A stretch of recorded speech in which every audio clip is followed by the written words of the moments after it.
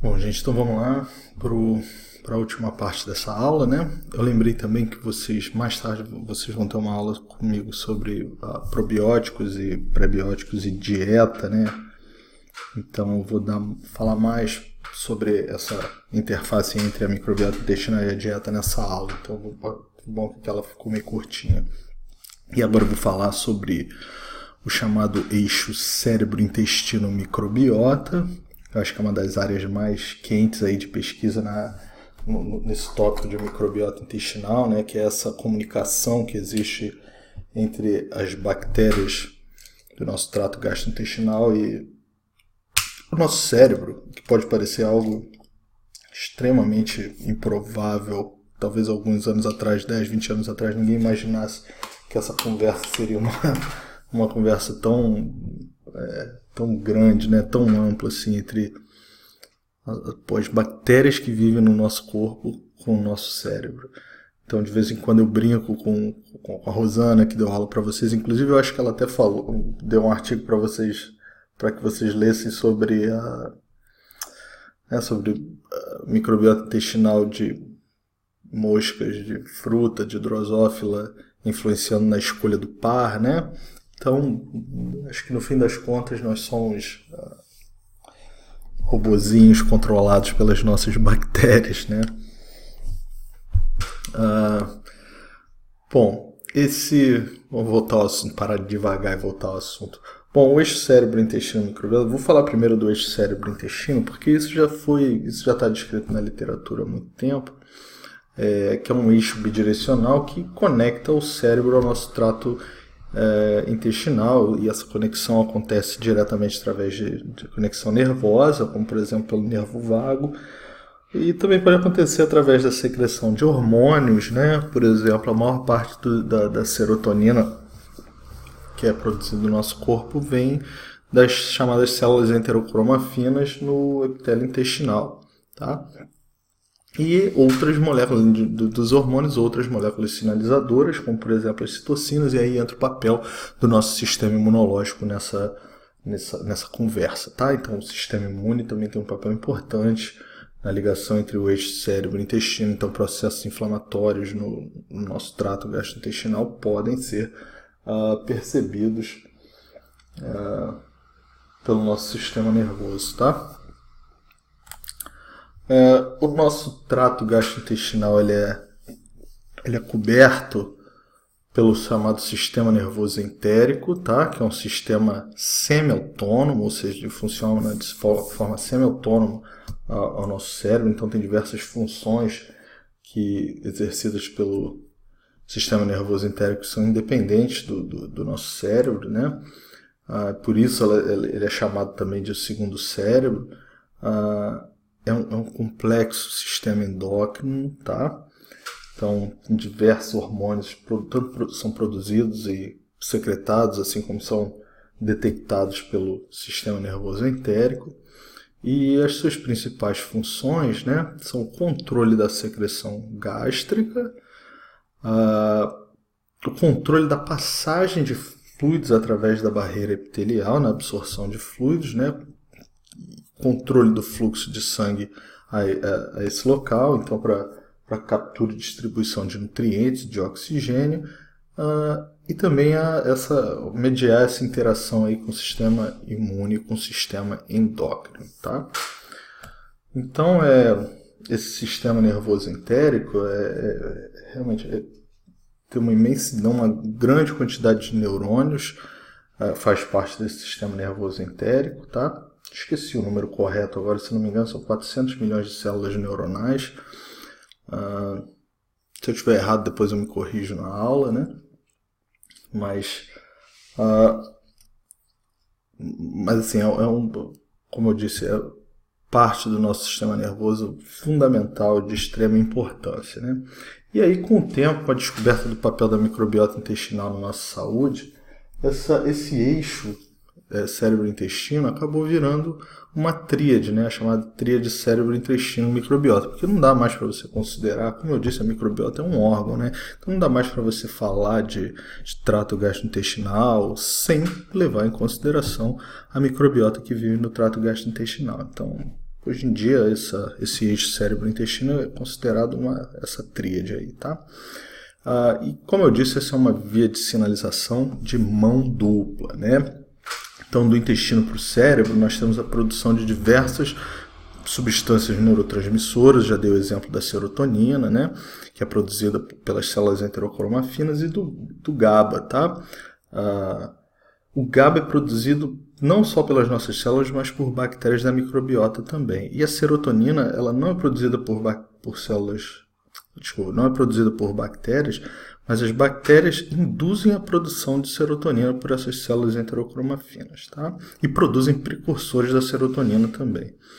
O fator neurotrópico, BDNF, também é uma sinalização que vai nessa direção intestino para o cérebro, tá? Diversos metabólitos microbianos que podem mimetizar a ação de hormônios, né? A proteção da barreira intestinal e das chamadas tight junctions, as junções aderentes do epitélio, também são de responsabilidade tem uma participação muito grande da microbiota, e a regulação do nosso sistema imunológico. Então, como eu já falei no slide anterior, né, essas funções fazem parte, estão cobertas pelo nosso segundo cérebro, pelo sistema nervoso entérico, tá? Por outro lado, o cérebro controla no intestino alterações, por exemplo, na produção de muco, o muco que recobre o epitélio, né? Alterações na motilidade intestinal, chamado peristaltismo, alterações na permeabilidade da barreira epitelial, já que ela controla o fluxo de sangue, né? O fluxo de nutrientes, o fluxo de líquidos, tá? E alterações imunológicas que também são sinalizadas do cérebro para o intestino. E essas alterações todas, é óbvio, têm efeito sobre a microbiota. Então, por exemplo, se você altera a secreção gástrica, você muda o pH de ambientes que são colonizados por micro-organismos, né? Então, isso tem uma alteração na microbiota. Mesma coisa, fluxo sanguíneo, a passagem de fluidos, vai alterar a disponibilidade de nutrientes ali naquela região, consequentemente vai ter um efeito direto sobre a nossa microbiota intestinal, assim como alterações no nosso sistema imunológico, né? Ou seja, o nosso cérebro, tá, tem um efeito no sistema nervoso entérico ou no nosso trato gastrointestinal, por sua vez, isso daí vai ter um efeito sobre a composição, a diversidade e a composição de microbiotas do trato gastrointestinal. E por que estudar esse eixo cérebro-intestino aí no contexto da microbiota, tá? Isso nós já sabemos que diversas doenças neurológicas, elas vêm acompanhadas de comorbidades no trato gastrointestinal, tá? O autismo é muito comum, no autismo, por exemplo, na esclerose múltipla, pacientes com autismo têm um problema no trato gastrointestinal, ou, por exemplo, diarreia crônica, né? Ou são pacientes que são constipados, tá? A mesma coisa acontece com depressão e ansiedade. Então, aqueles enjoos, por exemplo, né? Vômitos, enjoos, tudo isso são sintomas, são essas chamadas comorbidades que vêm acompanhadas dessas doenças neurológicas. Então, existe alguma coisa, existe alguma conexão ali.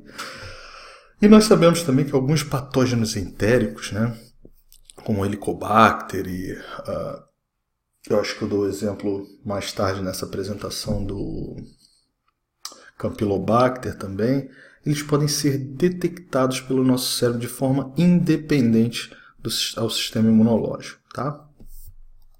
Eu vou falar disso daqui a pouco. Um dos primeiros sinais, assim, um dos sinais mais contundentes e também um dos primeiros sinais do envolvimento dessa microbiota no eixo cérebro-intestino vem de pacientes com a chamada encefalopatia hepática, tá? A encefalopatia hepática, que é uma doença neurológica que vem junto com confusão mental, tá? Pode até causar coma, né? Ela é causada, na verdade, apesar de ser uma doença neurológica, ela é causada pela deterioração da função hepática. Então, o nosso fígado para de funcionar, consequentemente, tem várias toxinas que são filtradas e metabolizadas no fígado, não são mais, isso não acontece mais, essas toxinas se acumulam, conseguem ultrapassar a barreira hematoencefálica e tem um efeito sobre o nosso sistema nervoso central, tá? Principalmente o metabolismo da amônia, né? Esses pacientes com essa encefalopatia hepática, eles apresentavam, isso foi observado há mais de 20, 30 anos atrás, isso foi observado que após usar o antibiótico oral, após o uso de antibiótico oral, esses pacientes apresentavam uma melhora, tá? Então eles recobravam a consciência, esse estado de confusão mental diminuía significativamente, né? E durante muito tempo ninguém soube exatamente o porquê disso acontecia, né? Se era um efeito secundário do antibiótico no sistema nervoso central. E o que foi descoberto é que, na verdade, esses antimicrobianos atuavam diminuindo a carga bacteriana da microbiota intestinal e essas bactérias que estavam produzindo muita amônia, né? Então essa amônia era um produto de metabolismo de proteínas, de peptídeos. Tá? Então as bactérias metabolizavam proteínas, peptídeos, geravam amônia como metabólito secundário, essa amônia se acumulava no sangue, no fígado, o fígado já não estava funcionando, não conseguia filtrar, consequentemente os sintomas da encefalopatia hepática. Então se tratava esses pacientes com antibióticos e eles melhoravam, né? Então, essa foi a primeira relação bem descrita entre o eixo, né, essa tríade aí, cérebro, intestino, microbiota, tá? Daí depois vieram diversos estudos em animais germ-free, eu já falei sobre isso para vocês, dos animais germ-free, a Rosana também, que é um excelente modelo para estudo da microbiota bom, principalmente para o estudo de microbiota e sistema nervoso central e alterações comportamentais, né? Já que não é possível obter um humano germ-free, a gente ainda não conseguiu fazer isso. E nem acho que nenhum comitê de ética vai aprovar um experimento desses, tá? Então, em animais, a gente consegue obter os animais germ-free e observar, né, utilizando testes comportamentais já bem estabelecidos, observar o efeito dessa ausência de microbiota sobre os sintomas cognitivos dos animais. Em geral, esses resultados, esse é o lado ruim, né? Em geral, os resultados não podem ser diretamente traduzidos para seres humanos, tá? Então, esses animais camundongos, né, germ-free, são ótimos, são excelentes para nos dar algumas pistas sobre como esse eixo funciona, mas são animais diferentes, são muito diferentes de nós, então a tradução desses resultados, em geral, não é tão fácil, já é bastante controversa até mesmo nesses animais, tá?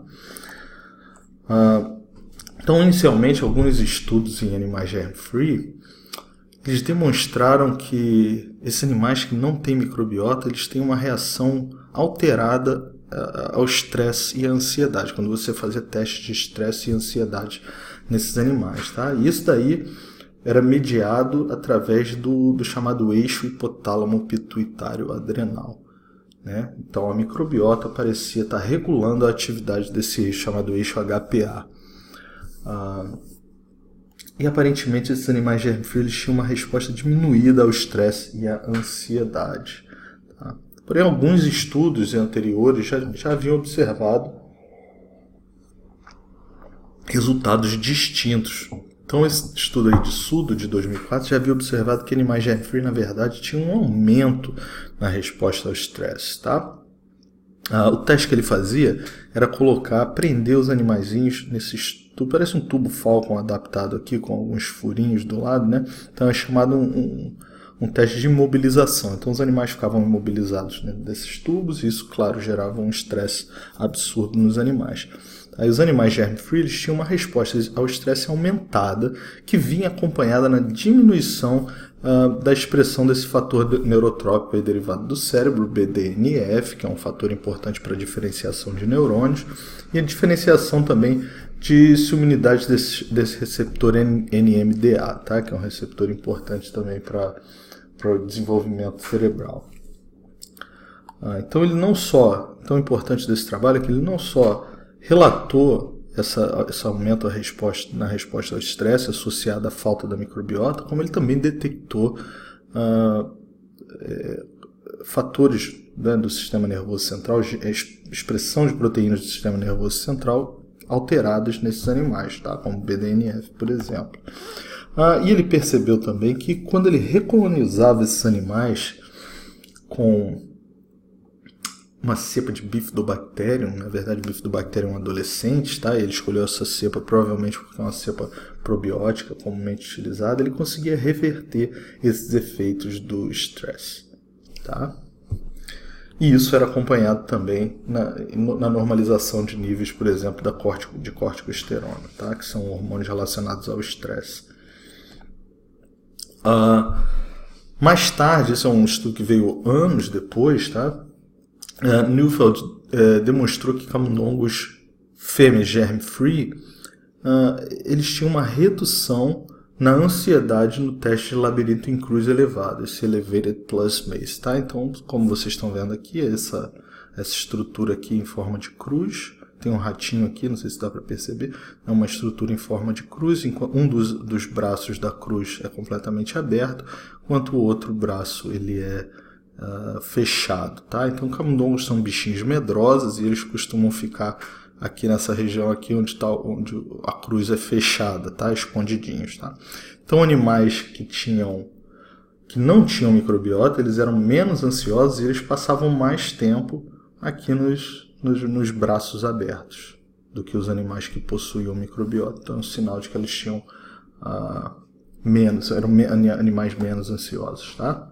E isso também veio acompanhado, e aí num aumento na expressão do fator neurotrópico derivado do cérebro, claro, o resultado inverso do estudo de Sudo, né, o anterior, e também nesse sentido aqui da expressão do BDNF, um resultado inverso, né? E um aumento nos níveis de corticosterona e a diminuição na expressão do NMDA, tá? Assim como no receptor da serotonina, também no hipocampo, que esse autorreceptor do 5-HT aqui é o receptor da serotonina. Então, diversas alterações, tanto na expressão, na produção de hormônio, como na expressão de receptores para hormônios no sistema nervoso central, vinham acompanhados dessas alterações, que eram alterações até, na verdade, os resultados foram meio inversos, né? Foram meio contrários. Esse é um campo que ainda está em franco desenvolvimento, a gente ainda não sabe muito bem, esses artigos que eu estou citando aqui estão um pouco desatualizados, eu preciso atualizar minha literatura em relação a isso, mas de qualquer jeito ainda não existe um consenso, então o tipo de teste utilizado pode afetar esses resultados, né? O estresse que o primeiro artigo usou foi de restrição, esse foi esse teste da cruz elevada, né? O sexo do animal, então o estudo dos camundongos machos, esse usou camundongos fêmeas, né? A gente sabe que as fêmeas em geral são muito mais corajosas do que os machos, inclusive na espécie humana, né? Então não existe ainda um consenso sobre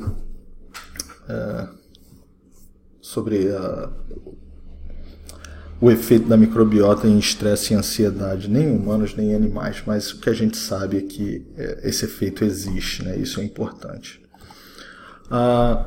Infecções também do trato gastrointestinal têm um efeito sobre o nosso sistema nervoso central, é claro, então doenças crônicas, eu acho que isso é normal, doenças crônicas são associadas à depressão, então pessoas que têm doenças crônicas do trato gastrointestinal, síndrome de Crohn, né, síndrome do intestino irritável, normalmente isso vem associado de depressão.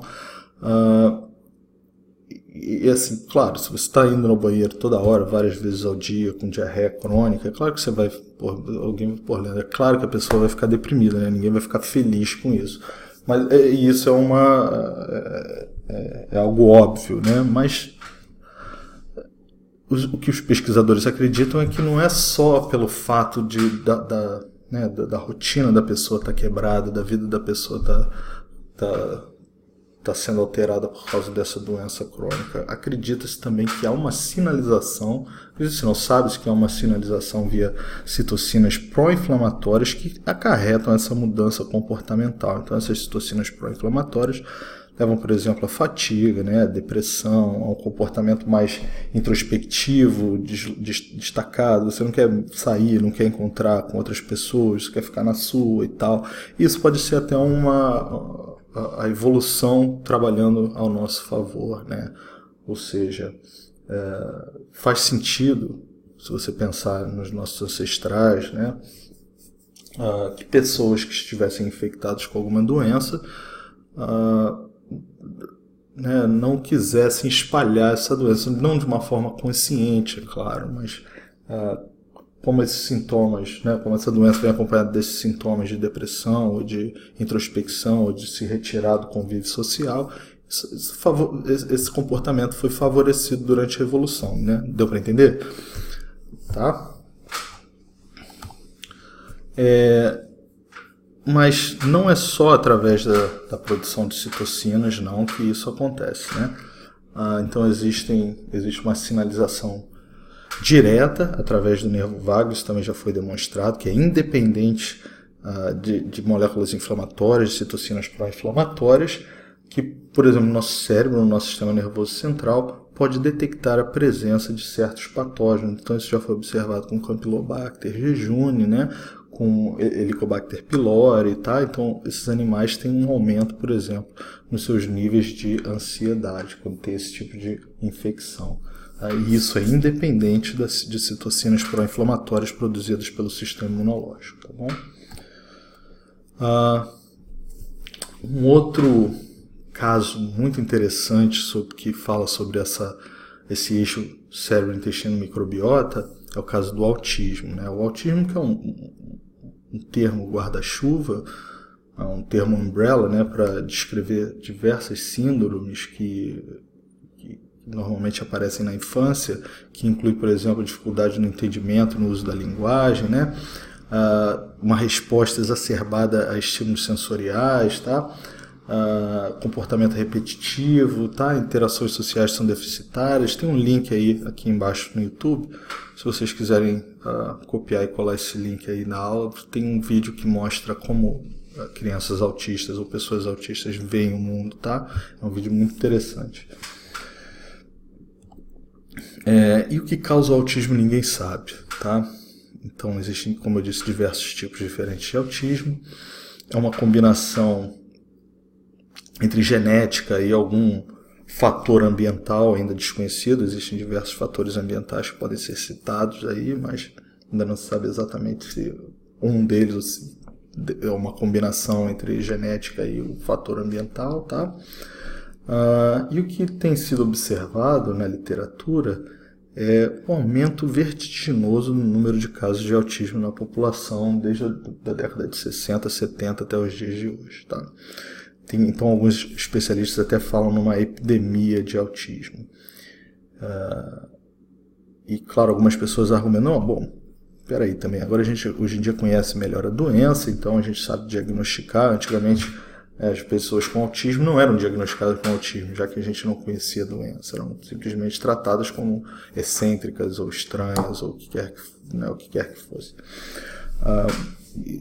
Tudo bem, isso até pode ser verdade, mas mesmo assim não justifica o aumento tão grande no número de casos de autismo que nós temos hoje em dia, tá? E é interessante notar que pacientes com autismo, eles têm aquelas chamadas comorbidades que eu falei para vocês no trato gastrointestinal. Então esses pacientes, eles têm normalmente, ou eles têm diarreias crônicas, ou eles são constipados, tá?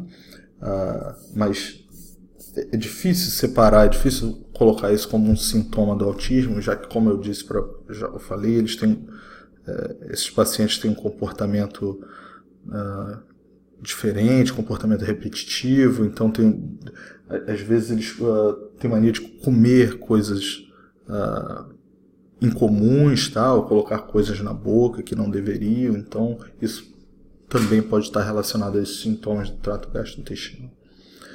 gastrointestinal, né? Sabe-se que o uso de antibióticos orais, tá, é 3 vezes maior em crianças com autismo do que em crianças que não possuem sintomas de autismo, tá?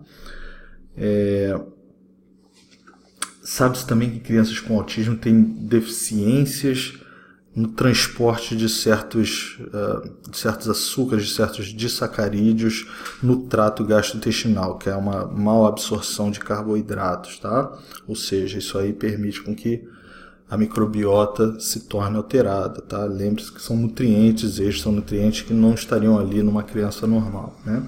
E eles também têm níveis baixos de vitamina K, tá? De vitaminas, principalmente vitamina K e biotina, tá?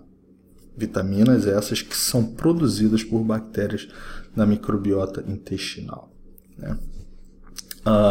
Então, a partir daí, surgiu essa hipótese, né, de que o autismo poderia estar associado a alterações na microbiota intestinal, alguma bactéria na microbiota intestinal. Na verdade, essa hipótese surgiu há quase 20 anos atrás, no final da década de 90, e quem levantou isso foi uma enfermeira que se chamava Ellen Bolt, né? Ela tinha um filho autista e ela, como era uma profissional da área da saúde, ela começou a pesquisar sobre o assunto, ela lê diversos artigos sobre o autismo e ela formulou essa hipótese, ela pensou nisso, lendo algo sobre Clostridium, ela teve essa ideia de que será que não poderia ser algo, né, na microbiota do meu filho que estivesse causando isso, e ela teve essa ideia porque já havia sido reportado que pacientes com autismo, quando utilizavam antibióticos orais, eles tinham uma melhoria nos sintomas.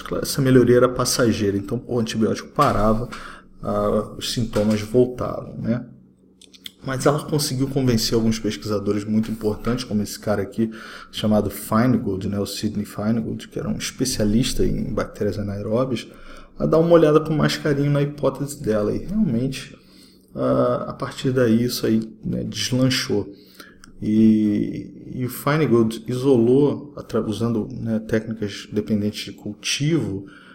Nós sabemos que a grande maioria das bactérias da microbiota intestinal não são cultiváveis, então isso era uma dificuldade que eles tiveram. Ele conseguiu, através do cultivo, detectar algumas espécies de Clostridium que eram presentes apenas em crianças com alguma síndrome do espectro aí do autismo, tá? Mais tarde, diversos outros trabalhos utilizando os métodos moleculares como o FISH, né, o Fluorescent In Situ Hybridization, ou PCR quantitativo em tempo real e sequenciamento de última geração, foram confirmando essa hipótese. Então, por exemplo, em 2005, usando o FISH, foi detectado um grande aumento no Clostridium histolyticum, por exemplo, nas fezes dessas crianças, né? E aqui tem um resumo de diversos trabalhos, não vou ler para vocês, mas tem um resumo aqui de diversos trabalhos ao longo dos anos, utilizando diferentes técnicas moleculares que detectaram alterações na microbiota intestinal de pacientes com autismo, tá? Tanto nesse slide aqui como nesse daqui. Os resultados são meio divergentes, né? Então alguns estudos encontravam muitos clostrídeos, outros encontravam muitas bactérias do gênero Suterella, outros estudos encontravam bactérias produtoras de enxofre, de sulfato, tá? Então, na verdade, não existe aí, até hoje não existe um consenso se existe uma espécie em particular que esteja ali, que possa estar causando o autismo, talvez produzindo uma neurotoxina, ou se é uma combinação errada aí de espécies, né? Ou se é alguma coisa da infância dessas crianças que levou a uma doença, alguma alteração no sistema imunológico, e existe até a hipótese de que o autismo possa ser uma resposta autoimune, né? Mas o que é interessante que todos esses artigos aí perceberam é que aparentemente existe realmente uma disbiose, ou seja, um desequilíbrio na microbiota dessas crianças, tá? Exceto por esses dois artigos aqui mais recentes, e aí esse artigo de 2012 e 2015, onde esses autores não viram nenhuma diferença significativa entre crianças com autismo e seus irmãos. Então, voltando aí, a dúvida permanece, a dúvida ainda paira, tá? A grande maioria dos autores, dos pesquisadores hoje em dia, acredita que exista um papel da microbiota intestinal no autismo, mas não é uma, assim, a gente não vai conseguir encontrar um patógeno específico, tá? Então depende muito da genética do paciente, depende muito do tipo do autismo, como eu disse, diversas síndromes diferentes são classificadas como autismo. Então pode ser que algumas dessas síndromes não estejam relacionadas, não tem nenhuma relação com o microbiota intestinal, tá? Então aparentemente isso é mais comum em pacientes que têm o chamado autismo regressivo, tá?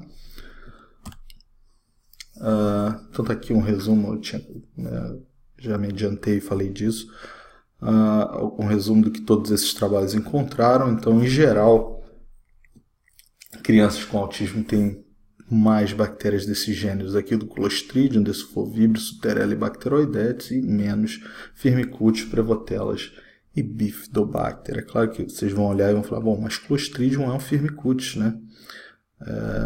Tá? Prevotella é um bacteroidete. Bom, é verdade. Então são diferenças na metodologia desses estudos que levaram a esses resultados, tá? Bom, então terminando, eu queria falar para vocês sobre esse eixo cérebro-intestino, porque é algo muito interessante, mas eu vou terminar a aula por aqui. Agradeço, obrigado pela atenção de vocês. E nós nos vemos ainda, passar um deverzinho de casa agora para vocês, para segunda-feira, e nós nos vemos ainda tem mais 2 aulas aí para a gente conversar, tá bom? Um abraço.